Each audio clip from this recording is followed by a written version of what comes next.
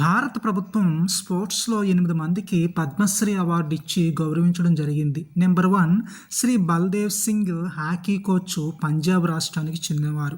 Number 2 Shri Bhagwan Das Gaikwad, యుద్ధ క్రీడలకు coach, Madhya Pradesh రాష్ట్రానికి చెందినవారు. నెంబర్ 3 శ్రీమతి హర్మన్ ప్రీత్ కౌర్, భారత మహిళా క్రికెట్ జట్టు కెప్టెన్, పంజాబ్ రాష్ట్రానికి చెందినవారు. నెంబర్ 4 శ్రీ కె పజిలీవేల్, తమిళనాడులోని పురాతన యుద్ధ క్రీడ కోచ్, పుదుచ్చేరి ప్రాంతానికి చెందినవారు.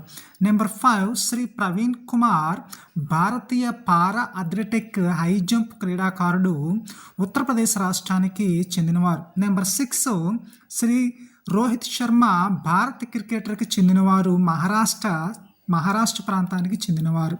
నెంబర్ 7 శ్రీమతి సవితా పూనియా, హాకీ జట్ గోల్ కీపర్, వాల్ ఆఫ్ ఇండియాగా ప్రసిద్ధి చెందారు, హర్యానా రాష్ట్రానికి చెందినవారు.